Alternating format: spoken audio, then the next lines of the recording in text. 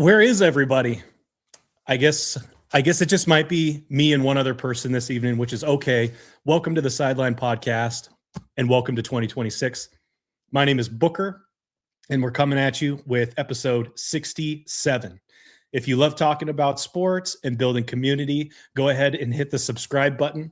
Not sure exactly where it's at on your computer or iPhone, but go ahead and hit that subscribe button on YouTube for more content like this.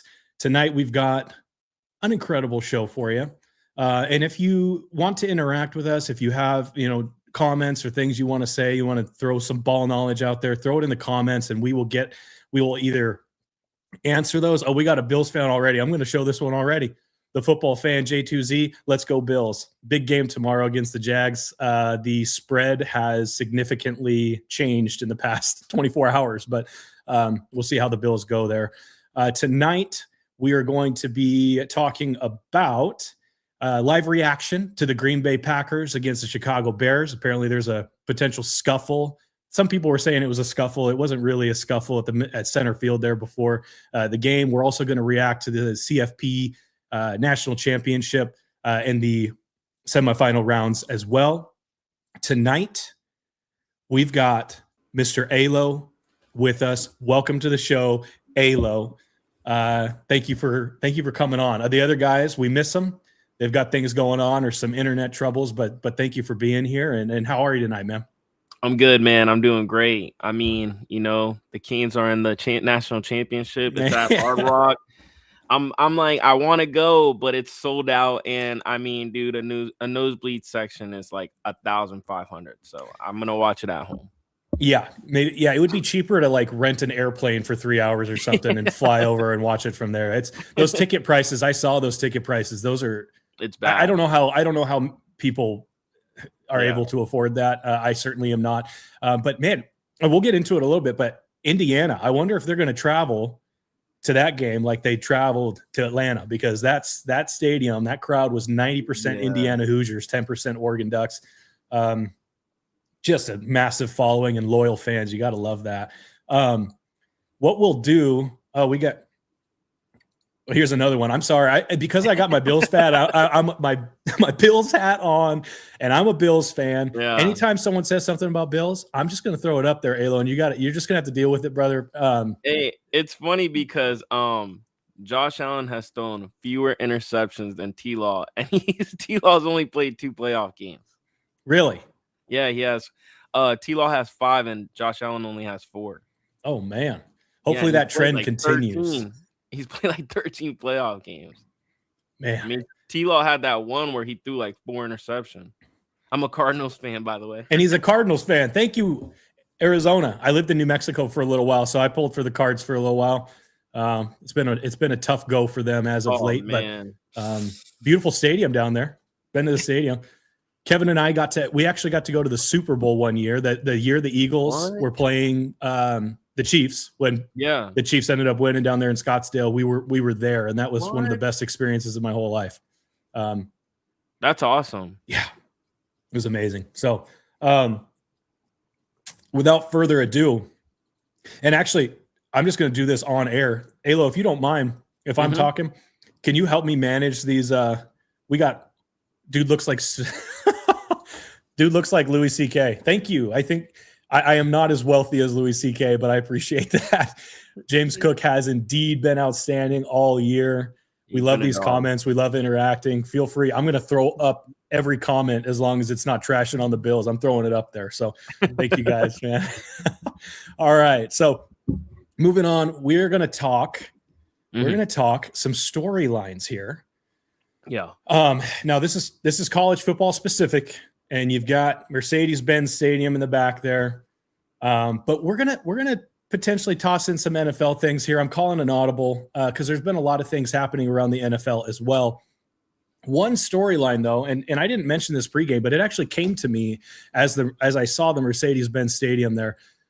Did you know Dan Lanning, and I posted this on X yesterday, Dan Lanning in Mercedes-Benz Stadium has been outscored, I believe it was 111 to 13 or 14. Like those numbers are not exact, but it is an extremely large deficit. Oregon has just not performed well in that stadium. What are your thoughts on Oregon? Where do they go from here? Dante Moore is unsure as to whether he's going to come back next year and play for Oregon or not. Either way, I really think Oregon's going to be every year. They are a contender. What are your thoughts on Oregon? Are they going to go as far next year as they did this year? Yeah, me personally, I meant they went up against Goliath. I mean, they went up against Indiana. They got Fernando Mendoza. They got a great coach. I mean, that team is looking amazing. They're undefeated for a reason. They got the Heisman Trophy winner. So I just feel for Oregon, they ended up going against them in the semifinals, and they laid an egg. They had a horrible game. But I think, Dante Moore is only 20 years old. I think he should come back next year, and I think Oregon can go far. I mean, Fernando Mendoza is going to be in the NFL. I don't really see. I mean, Texas I feel like is going to be great next year, but there's not like a real team where you're like, oh my God, they're going to be running the table like Indiana did this year. So yeah, I would bring back Dante Moore if he comes back. He started at UCLA as a 17-year-old. Yeah. So like he has experience and he's only 20. That's not old at all. And he did good through the year. I mean, he got him to the semifinals. Like I said, he just ran up against Goliath with Indiana. Yeah. Indiana has been a wagon all year. And in the transfer portal, I mean, landing Josh Hoover. Like if you look at the Indiana Hoosiers transfer portal news, they are getting guys from all over the country. Yeah. I don't know what's happening in Bloomington is out of control. And I'm excited, man, because I mean, this team has 0 5-stars. And so that brings me to my next storyline, my next question. Yeah. I've also been absolutely flamed on X for this opinion, but I'm willing to say that the 2025 Indiana Hoosiers are up there with the 2019 LSU Tigers. And why I say that, it's contextual. You've got an LSU team that is probably by far, I would say, the best college football team that has existed in the modern day. However, they had Joe Burrow, Jamar Chase, Justin Jefferson, Clyde Edwards-Helaire, Grant Delpit.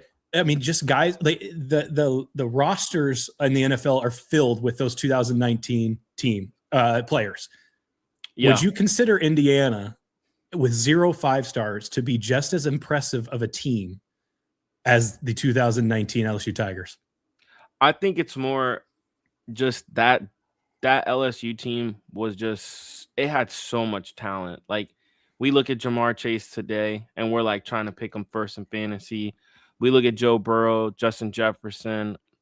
Hopefully he gets a quarterback, but he's still a superstar. And it's just tough because Indiana is just well coached. And the one thing that Fernando Mendoza does is, I don't want to say game manager like Cam Newton does, but he does an amazing job of not turning the ball over. Like he's very, very accurate. And I think he's going to be a star in the NFL, to be honest. I just think he'll fit. He can go to any team, and his personality, he could fit on any team. Right now, the Raiders have the number 1 pick. Honestly, if I'm the Raiders, I'm not trading that pick. I'm not trying to get a haul because you keep trading back, and at the end of the day, you're still going to need a quarterback. We see that till this day. There's teams out there that look really good. Look at the Falcons. I bet they wish they had a quarterback, So as many times as you trade down, it doesn't matter. You're going to need to get your guy. And I wouldn't compare them only because that LSU team, Joe Burrow had the most touchdown passes ever in college football. And it was like 60, right? Yeah. It was in that season, 60. Yeah. Yeah. And he's throwing to Justin Jefferson and Chase. And nobody could guard that team. I mean, he went in there and smacked whoever he played. I'm pretty sure it was Alabama. So yeah, I'm sorry, but no way. I can't compare them. But I will say there's not much coaching that the LSU coach had to do, but that Indiana coach is the real deal. I mean, Tyler's looking like he's going to love college football for the next 5 years because that man can coach and he deserves the money he got. He deserves all the money. He's making moves. So yeah, I don't compare them. I will say this though. The LSU Tigers went on that 1-year run because Joe Burrow and all that talent, but I think Indiana goes on a way better run. I think they're a powerhouse team for the next 5 years. I think so at the very least. And as long as Curt Cignetti is there, Indiana is going to be in the college football playoff and winning championships, because the way he builds out a program, like guys want to win and they want to get their NIL money, but something that some want, but maybe they don't know that they want, is to be a part of something bigger than themselves. And I feel like at Indiana, that's exactly what you're going to get. Those guys are, like Fernando Mendoza said, they are glue. They love each other. I mean, he mentioned yesterday in that interview with Scott Van Pelt that like those are his friends out there. He doesn't want to throw hospital balls. He's processing the field. I love what Curt Cignetti's doing there, and I think the 10 years down the road, I said this in the last podcast, I think that we're comparing Curt Cignetti to Nick Saban in a shorter amount of time than we think, because of what he's building up there in Bloomington. And so people talking about Curt Cignetti maybe coming into the NFL, I don't see a world where that guy's leaving Indiana. No, he'll retire at Indiana. Yeah, and I think the big answer to that question, honestly, is would you rather just be the one-hit wonder? Because that's what LSU was. But I think with Indiana, they're gonna be like Alabama for a little bit, where nobody wants to play them. So I think that in the long run is better than being that one team that did work that 1 year and then look at LSU ever since that. Yeah, I mean, Lane Kiffin's there. We'll see how that goes. Yeah, we'll see if Lane Kiffin's there for longer than 6 minutes to see if he's able to do anything with that team or not. But Curt Cignetti, man, guys want to be a part of that. I think the transfer portal over the next few years here, there's going to be very few people leaving Indiana. Oh yeah, and a lot of people coming in wanting to come play for them. So congratulations, Indiana, and just absolutely wowed with that crowd at the Peach Bowl. Just such loyal fans. They love their team. It is what is right about college football right now is the Indiana Hoosiers. Yeah, and they smacked them. It was 56-22. It was embarrassing. And it was almost, I mean, it was going to be what, 56-15, I think is what it was going to be. There was a last minute touchdown there that made it look a little bit more competitive, but it just was not. And still, it was bad. Yeah. But honestly, I do want to say this. Dan Lanning, huge fan of Dan Lanning. I'd put him up there near Curt Cignetti as far as just quality coaches that care about their team. They are a bit more of a, the NIL is running wild up there in Eugene, and that's fine. But Dan Lanning genuinely cares about his players, and something he said during his press conference, the presser after, is like, he's, guys, I want people to be judged by my players to be judged by how good of fathers and husbands they are. And like that type of mentality, like these guys will be in college for a short amount of time. Not very many of them. I mean, a few of them are going to make it to the NFL, but a lot of them are going to just be in the working world, and the quality of character and the human being is what matters in society. And so I love that mentality from Dan Lanning. And so I hope he never leaves Oregon either, and that he has some success there like he's had in the past. So I do. Yeah. Anything else on?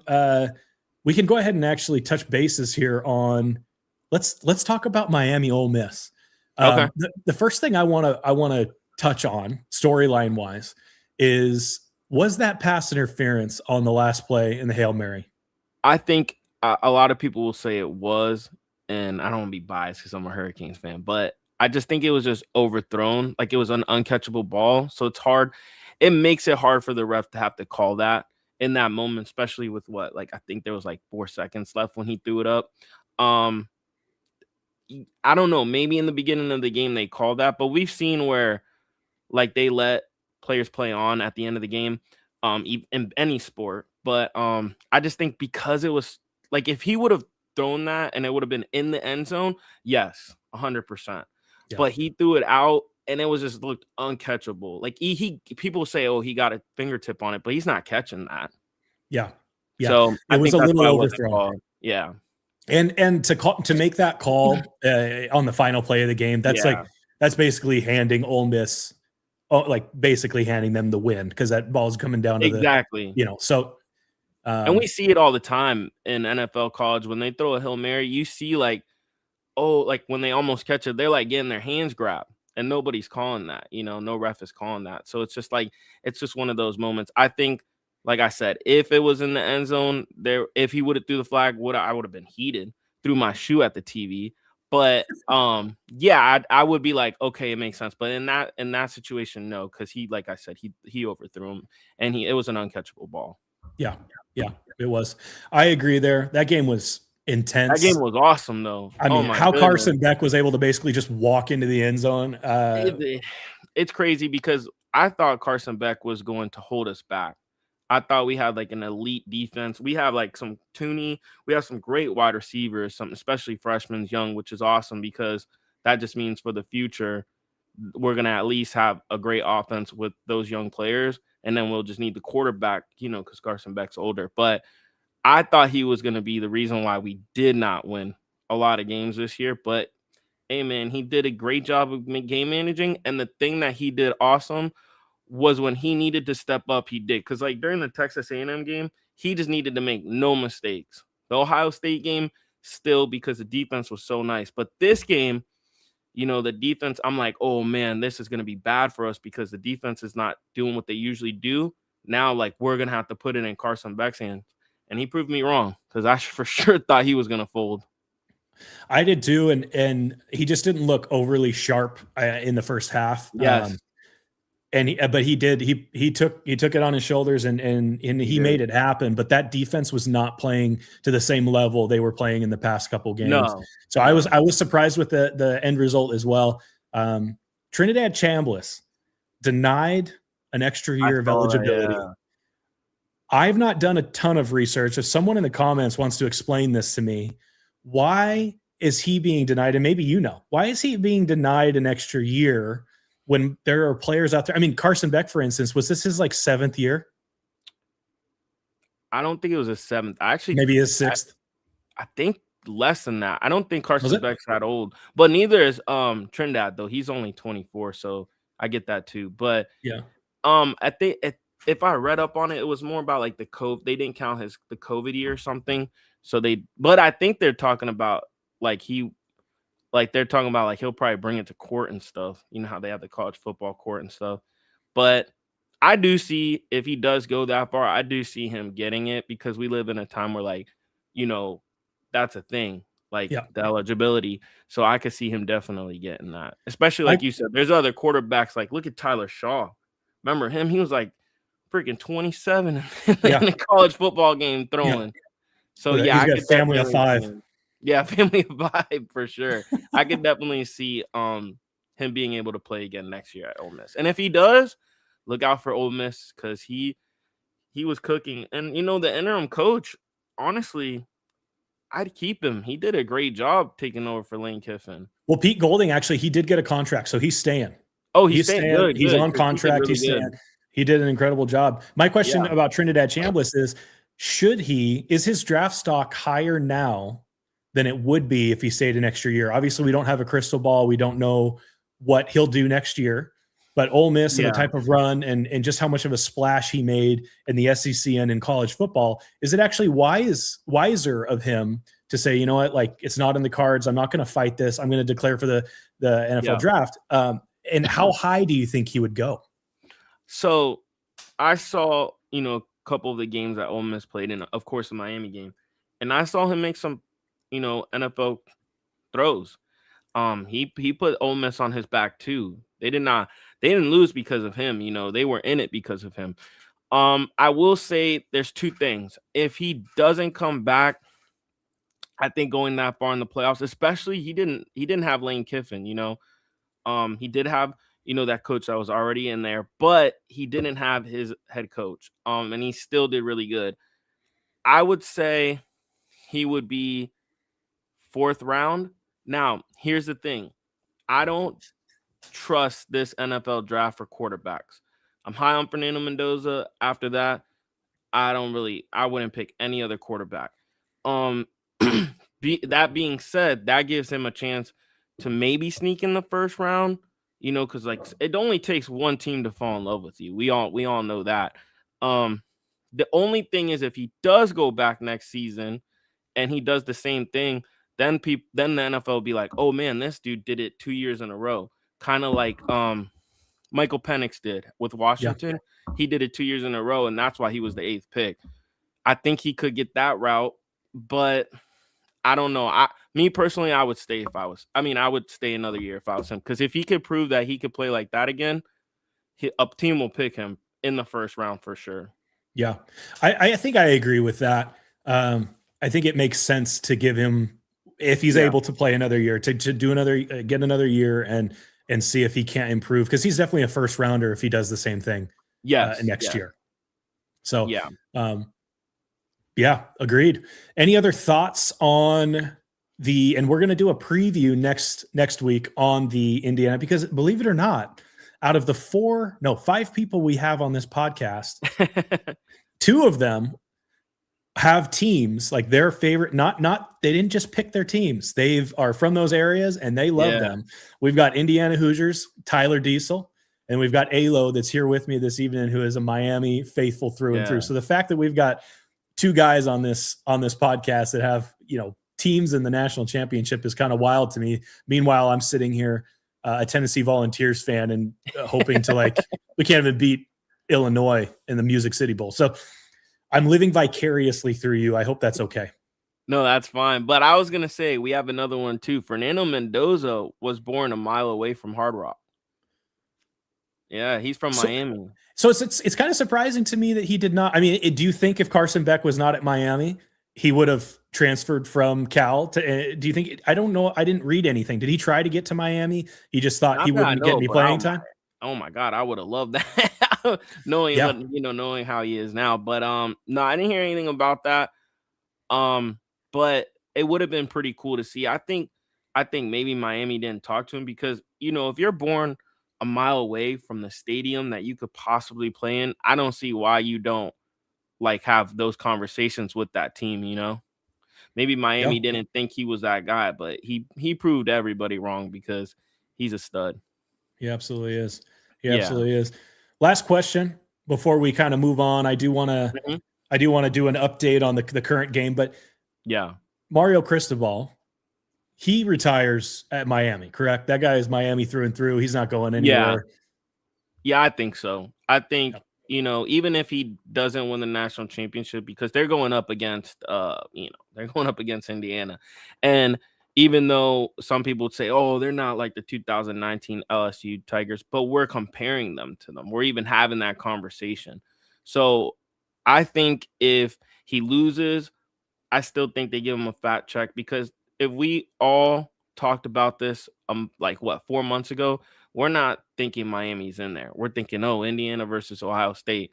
So just for him to get there is amazing. Also, if he wins, they might excuse my language, they might build a whole freaking statue of him in front of the Miami Hurricanes university. So I mean, honestly, as crazy as this sounds, I obviously want us to win, but there's no lose-lose situation for him. He got there. Nobody expected the Hurricanes to get there, especially after losing to, what was it, SMU? Or one of them, yeah. But, we beat Ohio State. We beat Ole Miss. We beat Texas A&M. There's nothing to be ashamed about. And if we could pull off the Indiana, it'd be one of the greatest upsets, in my opinion. I would agree. I think if Miami pulls it out against Indiana, you probably have Michael Irvin out there erecting a statue with belts and all of that. The day after. That guy is out of control, man. Michael Irvin, I love is one of it the best though. personalities. I know people like, oh man, that guy's crazy, but I love it, man. He's energy. I bet he gives all them people energy. But he's the ultimate hype man. The belt thing is hilarious, man. Yeah, and I put my foot in my mouth after that A&M win. I said, Michael Irvin's he's not going to be able to whip out that belt against Ohio State, because Ohio State's coming.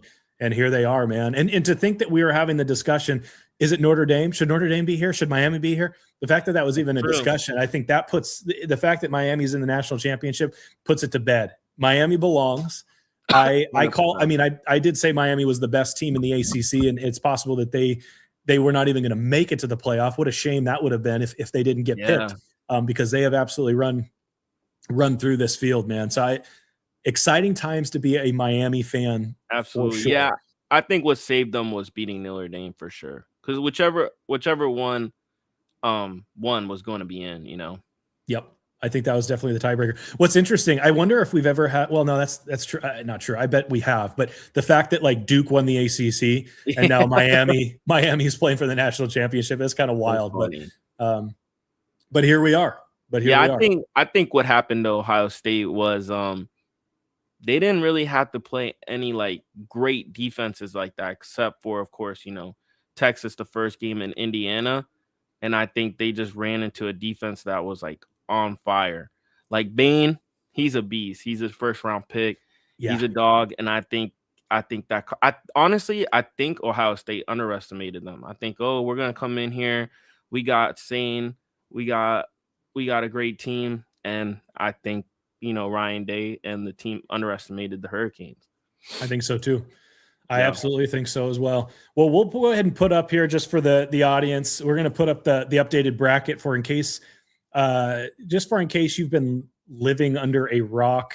Here is the updated bracket. Obviously, we got Miami and Indiana meeting in, I believe it's 9 or 10 days here. Pretty exciting. One thing that stands out to me, and I don't know if you agree with this or not, we've got Oregon having to beat JMU and then Texas Tech. No shade to JMU. No shade to Texas Tech. Yeah. I would say, and I'll bring up the bracket again here so that we can refer to it.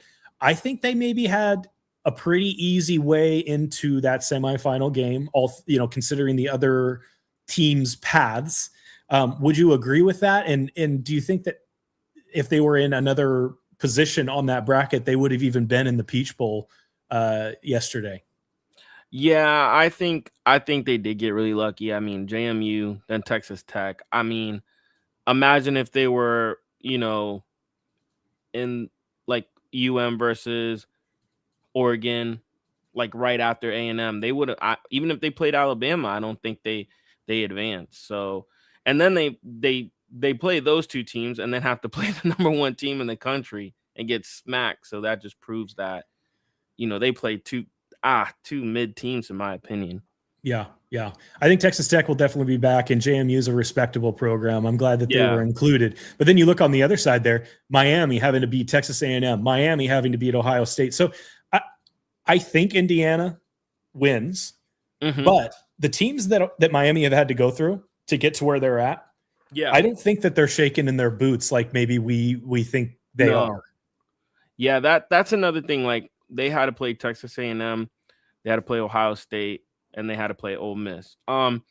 Who's to know? Like, what about if JMU didn't make it and Texas makes it? I think Texas smacks Oregon, especially because, you know, Indiana gave them trouble and Texas was coming up, had a great defense. Arch was playing to the level he was supposed to be playing at.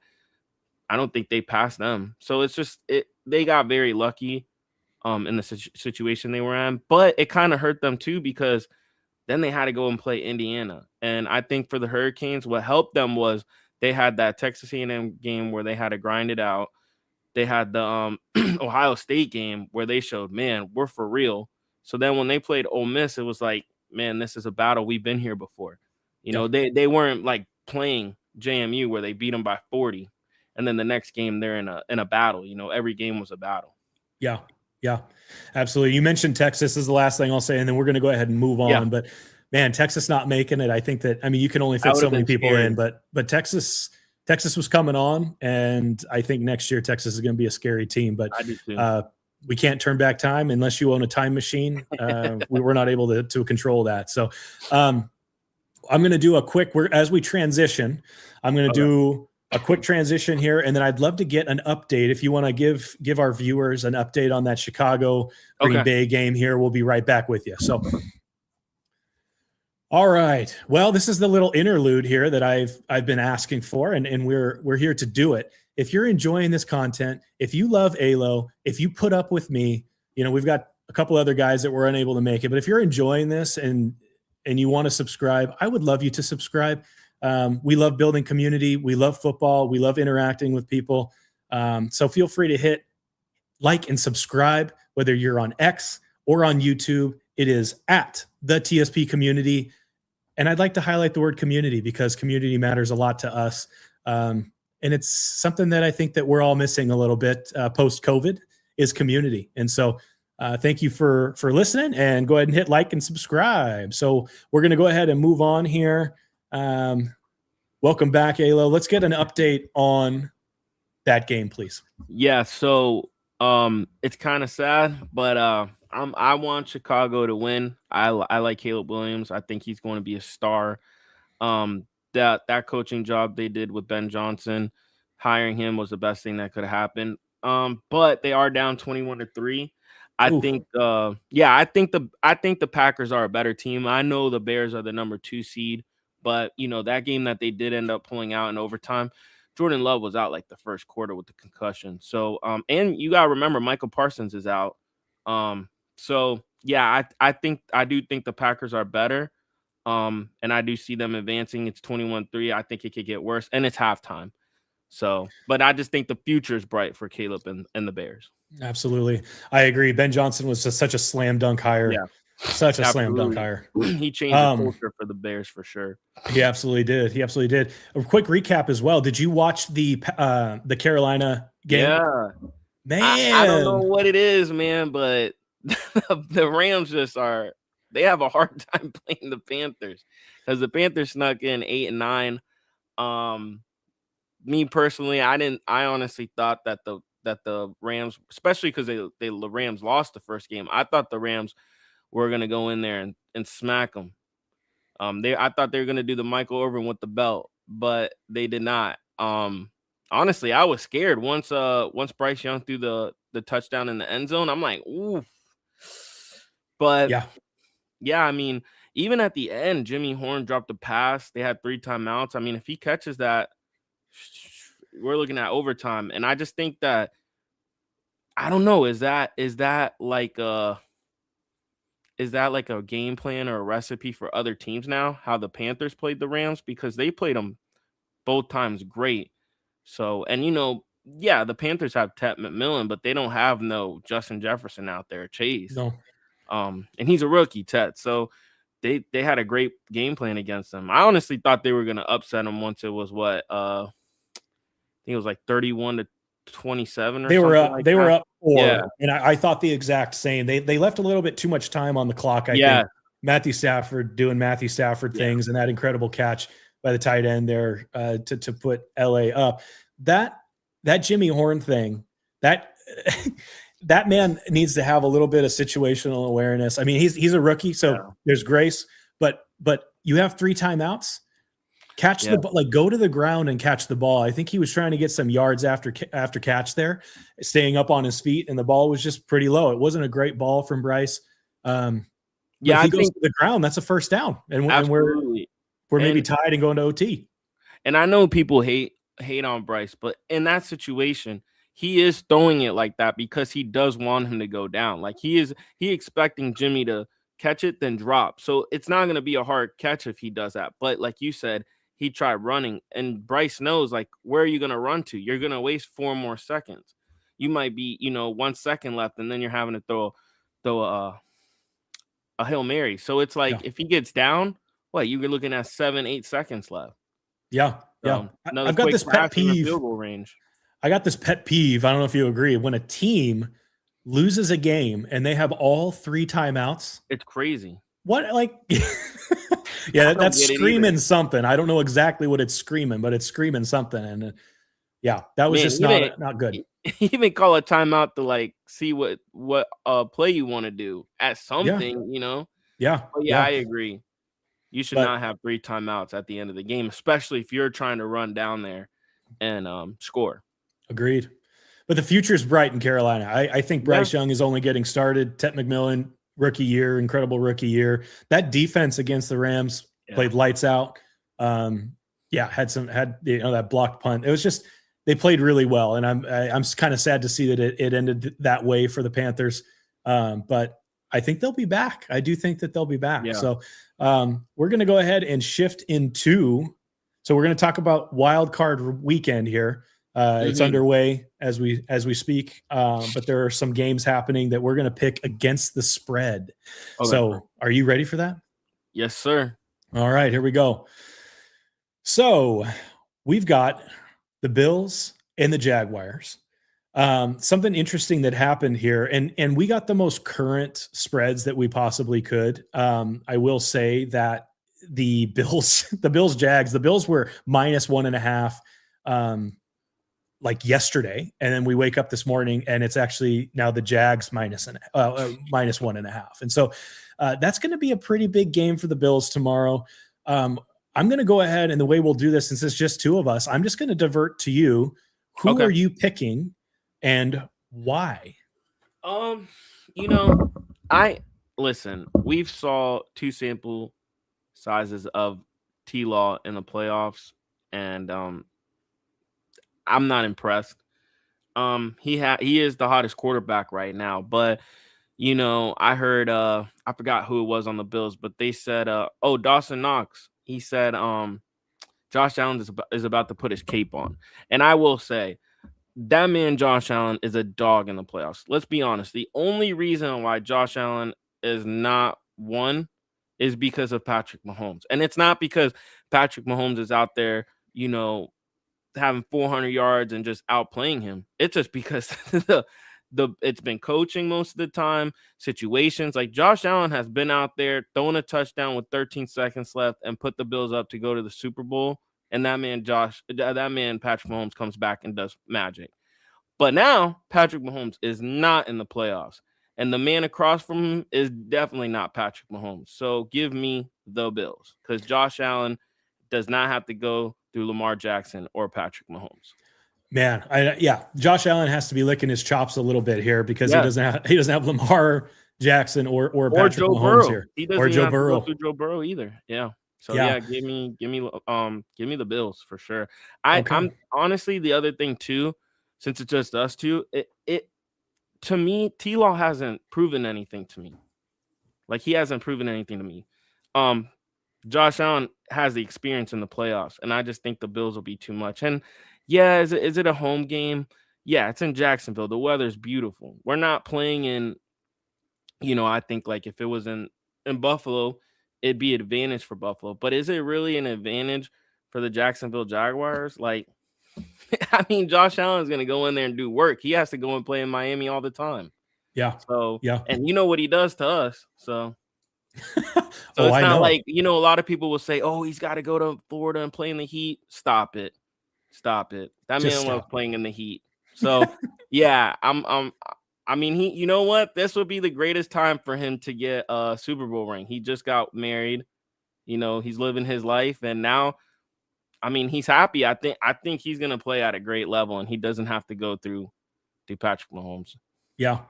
Yeah, agreed. Before I give my take, if there's anyone who's listening that wants to throw in their pick, Jacksonville is -1.5. Are you taking the Bills, or are you taking the Jacksonville Jaguars? If you throw a comment in there, I will go ahead and throw it up on the screen during this live stream. My pick, so I'm going against what I think a lot of people are going. Josh Allen is going to have to put his cape on, but I think that cape exists. I think he's got a playoff cape. It's been in his dresser drawer. He's ironed it. He's taken plenty of time. He's got starch. He starched it, so it's going to be super aerodynamic. But here's the reality of the situation here is Jacksonville has not allowed one single 100-yard rusher, and Buffalo has a run-heavy game plan, I'm sure, that includes James Cook.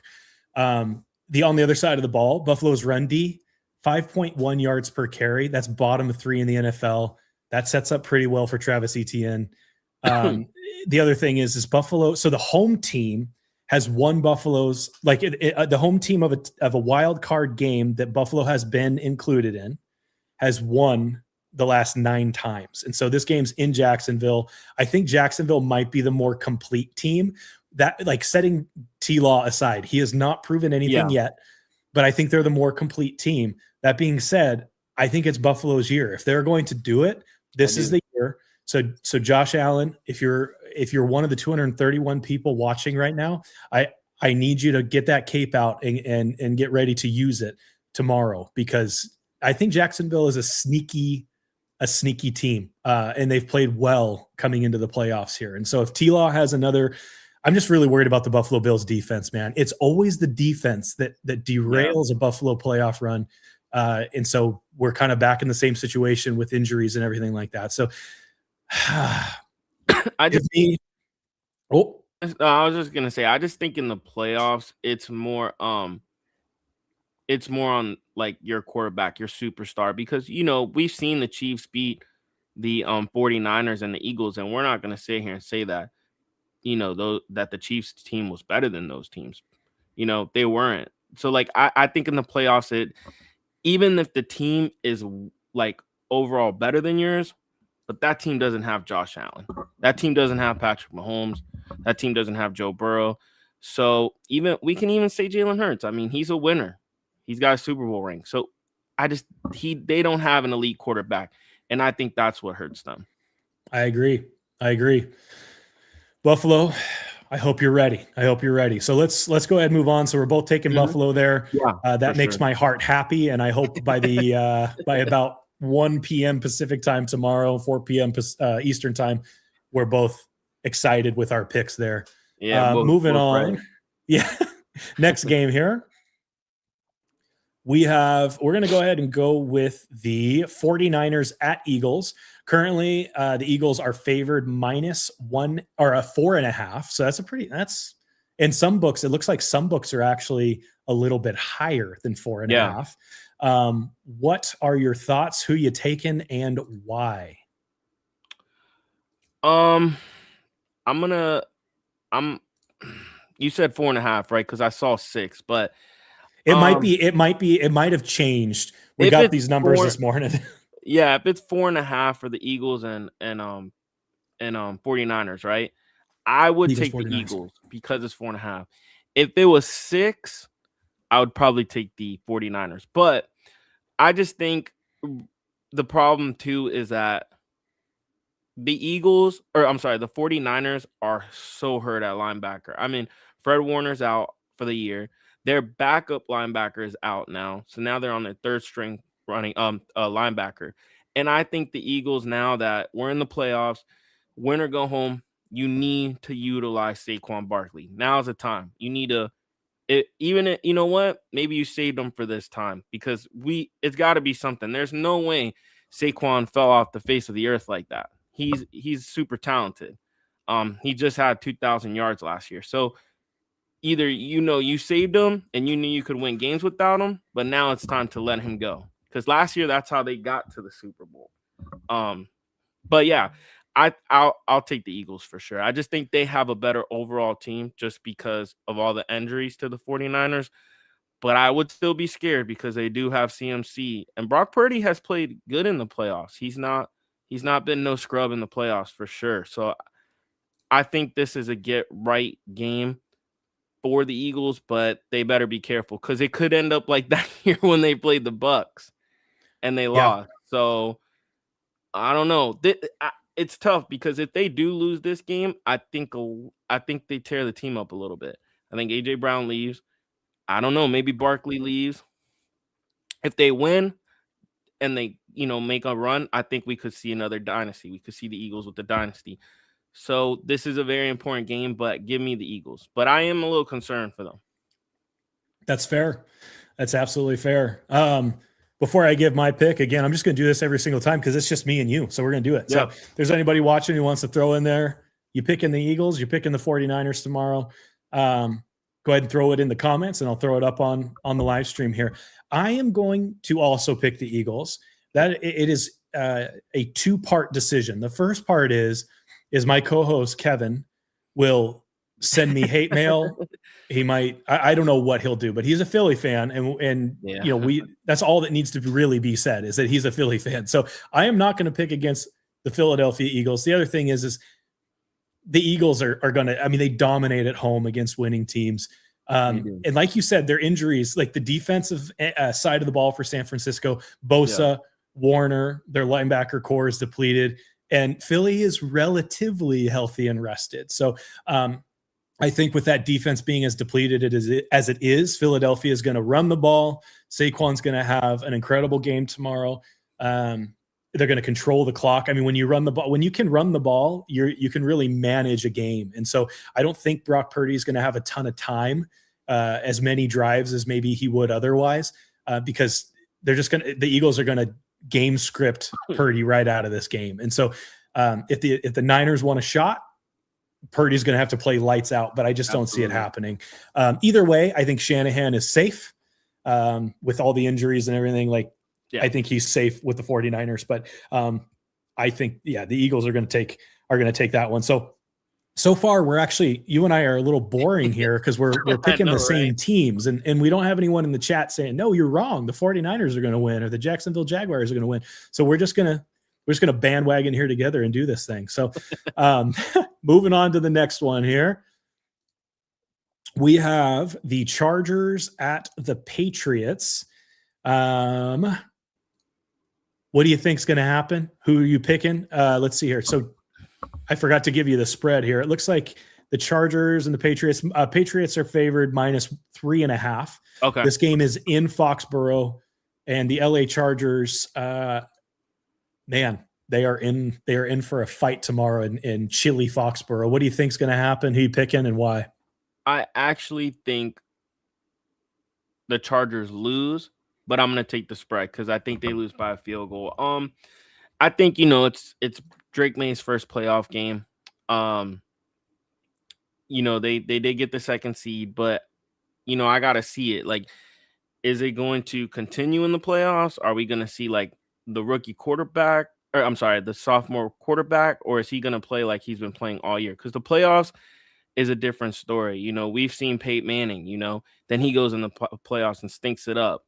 So the regular season and playoffs is two different things. So, are we going to get, Drake May looking like Tom Brady in the playoffs, or are we going to get Drake May looking like, a sophomore, which he is, it's only his second year. And that Justin Herbert has been there. Has he done great? No, he has not. But he does have the experience of being there. And Harbaugh is a great coach. Mario Hampton says he's going to play. I think that helps a lot too, because that's their run game. He's a phenomenal rookie. And they do have Ladd, Keenan Allen. So, the defense is nice. Their defense is really nice. So I think they're going to give the Patriots a little bit of trouble, but I do think the Patriots pull it out by a field goal. I like it. I think here's going to be the first time that we actually disagree here. Although I hope we're both wrong. I'm going for the Chargers here only because as a Bills fan, I just can't possibly wish much luck to Patriots fans or their team. So I'm going to go ahead and take the Patriots. The Pats finished 12-5 against the spread. The Chargers are 3-5 against the spread on the road. The Chargers, both starting tackles are out. Herbert is a little banged up with the left wrist. I think Hampton, he says he's going to play, which is great. But I don't think that when you have to tell someone that I'm going to play, it means that you're not 100%. So I just think that that makes the Chargers a little bit one-dimensional. Drake May has been explosive. I just can't. I think they're hot, man. And the other thing is like we cannot take out of the equation the fact that Foxborough is going to be cold as heck. And yeah, it's true. I just think that it's going to be challenging for the Chargers to leave LA and go play their best in Foxborough. And so give me the Patriots. But if I'm wrong here, I will be a happy camper either way. So awesome. All right. So we're going to go to our final game here. We have the Texans at the Steelers. As of this morning, the Texans are favored -3. Who are you taking and why? I mean, this is probably, I don't care what anybody says, this is by far the easiest game to pick. Give me the Texans. I'm not even thinking about it. I know some people have said Aaron Rodgers is going to walk out of there in crutches and a wheelchair. I think those people are crazy, but I just think the Texans defense is on another level. And I've heard, and I believe this is true, if CJ plays at an elite level, who is stopping the Texans? I don't care where they have to play. That defense travels. That defense can stay home, can travel. They could go wherever. But if CJ plays to an elite level, forget it. They're in the Super Bowl and they're winning the Super Bowl. honestly, I think the Texans is the sleeper team. I think they could go all the way to the Super Bowl and win it. I do. But it just really matters how well CJ plays. But the thing about the Steelers is even if CJ doesn't play great, I still think the Texans win by more than 3. So give me the Texans with the easiest pick of the week for me. Now it could backfire. I could be back here next week with you guys and look stupid, but I just think that Texans defense is out of this world. Yeah, I'm gonna go with you on this one as well. Houston, number 1 passing defense and top 3 run defense. And so I think the key definitely here for Houston is CJ Stroud. If he gets hot, like T-Law has over the past few weeks, Houston's probably going to the Super Bowl because he's got a complete team. He is the team kind of hinges on his performance. And I think he's a great quarterback. I think he's just figuring some things out.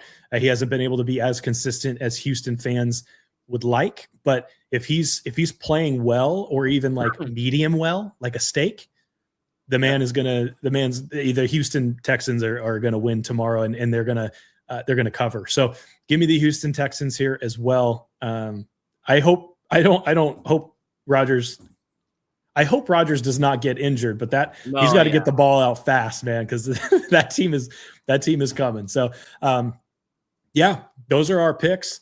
So we both agreed Buffalo against Jacksonville. We both agreed the Eagles over the 49ers. Where we deferred, I guess we both actually took the Patriots, but you took the Chargers to cover but lose, and I picked the Patriots to cover. So and then we also agreed on the Texans. So we'll see what happens.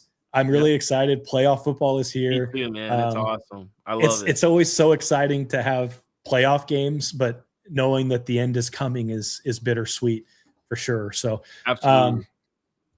There was one other question actually. So this was unscripted here. Mm-hmm. Mike Tomlin, is he safe? Honestly, I think it's up to him. I think I think he just has that much say in that organization. And I mean, the Steelers, I think, played better than I thought they were going to play this year. They won the division. I mean, none of us thought that, they were going to win the division. We thought, the Ravens were going to run with it, Lamar Jackson. So I think at the end of this game on Monday, I think if he leaves, it's because he had a conversation with the organization that says time for me to go. But I don't think the Steelers fire him or get rid of him. No. Or push him out like they did John Harbaugh. Because I think the difference between him and John Harbaugh is all the disappointment with John Harbaugh. Like, you have Lamar Jackson. How are you not winning these games? But Mike Tomlin has elevated that team. There's no Lamar Jackson on the team. Can you imagine if that man had Lamar Jackson? If you switched them, he might have 3 rings. We don't know. Yeah, he's a hell of a coach. But I just think it's more his choice than the John Harbaugh. I think because of you have Lamar, you have no excuse. Yeah, I agree. I think he's safe too. And historically, the Pittsburgh Steelers are very loyal to their coaches as long as they're not like stinking up the place. They give time to their coaches and they've given plenty of time to Mike Tomlin, but he's done a tremendous job with what he's been given for the Pittsburgh Steelers. So. I agree. Can you imagine if Mike Tomlin decided to 1 year just tank? What about if that man would have got Drake May? I mean, I just think like that, because if you get rid of him, he's going to a team that's going to give him everything. You get to be GM. Yeah, they're going to put a GM out there, but he's not making any decisions. And you're going to give him GM privileges. You're going to let him pick who he wants at quarterback. Can you imagine that? Because he's going to go to a team that's going to have an early pick, Or you give him Jackson Dart. I don't know. Yeah. I would be careful, because if you let him leave, you're going to have to watch him in the playoffs for a long time too, especially because that's all he's missed through his career after Ben Roethlisberger. He just never had a good quarterback. And a lot of people will say that's his fault because he doesn't tank and lose. But, man, this man's winning with Mason Rudolph. Come on, man. I'm sorry, but he's a great coach. And if he does leave, shoot, slide to the Dolphins. We need a coach. Ain't nobody mad. Yeah, you know what? He should leave. You want him to leave and come over to the Dolphins? Yeah. Man, true Miami fan there. Yeah. Awesome. Well, thank you, Alo. Thank you, everyone who came on to the show. Give everyone a follow. We're going to do a little outro video that'll show all the handles on X, Mr. Diesel31, who was unable to be here, Alo Leagues, who joined me today. We have TSP_Kevin, myself, TSP_Booker, as well as at HTX Ballco. Duffy, unable to be with us tonight, but awesome guy. Awesome program they've got going with HTX Ballco. So give them a follow. Thank you again. And a show that we have to look forward to next week, we're going to be talking about, obviously, what happened tomorrow, which will, I guess, be last Sunday when we do the next show, talking about the playoffs, as well as, man, that CFP championship will be coming soon. So super stoked about that. So don't miss it. Thank you again for being here, everybody. See ya.